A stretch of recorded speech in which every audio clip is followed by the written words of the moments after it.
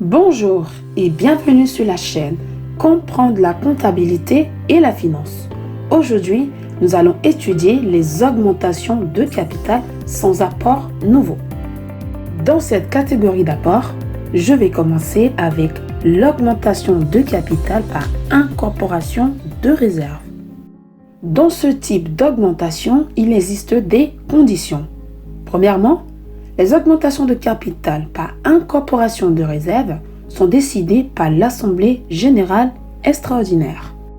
Deuxièmement, le capital ancien n'a pas à être totalement libéré. La répartition du capital entre les actionnaires doit être équitable au prorata des titres détenus. Deux modalités sont possibles pour réaliser l'augmentation de capital. Soit distribuer aux actionnaires des actions ou parts sociales à titre gratuit, ou soit augmenter la valeur nominale des titres. La libération de ce type d'apport est immédiate.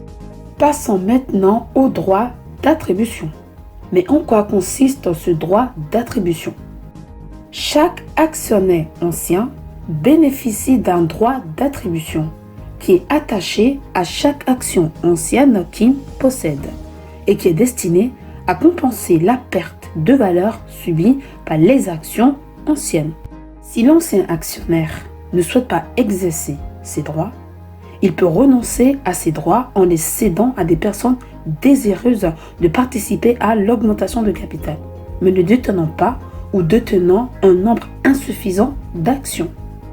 Alors, comment calcule-t-on ce droit d'attribution? La valeur du droit d'attribution est fixée comme étant la différence entre la valeur d'une action avant l'augmentation de capital et la valeur de cette action après l'augmentation de capital. En somme, elle est donc égale à la perte subie par chaque action ancienne suite à la distribution gratuite d'actions. Le tableau ci-dessous permet de calculer le coût de l'action après l'augmentation de capital.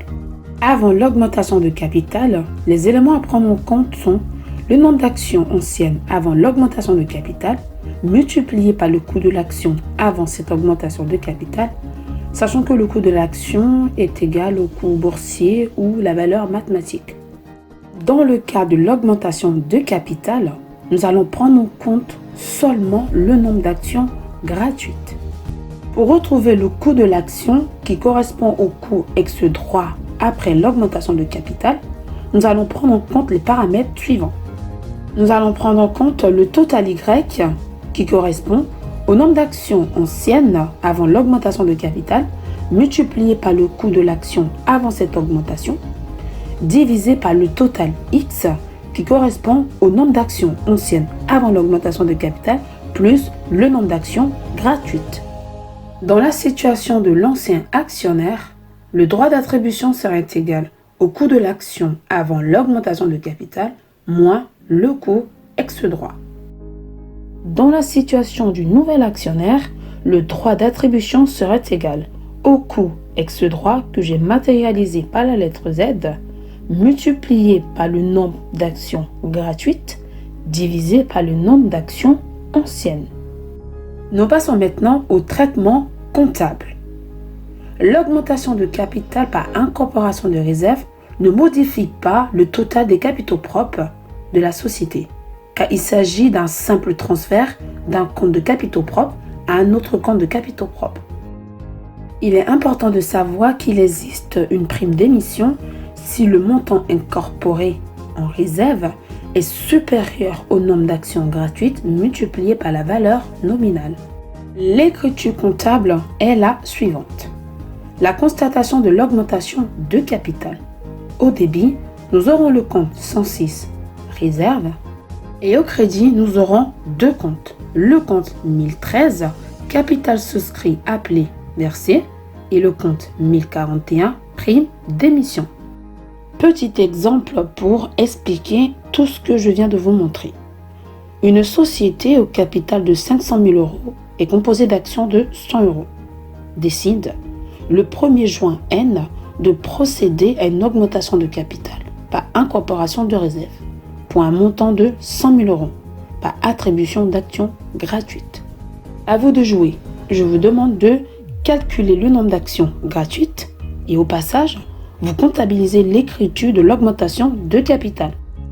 J'espère que vous avez trouvé la réponse avant de regarder la correction.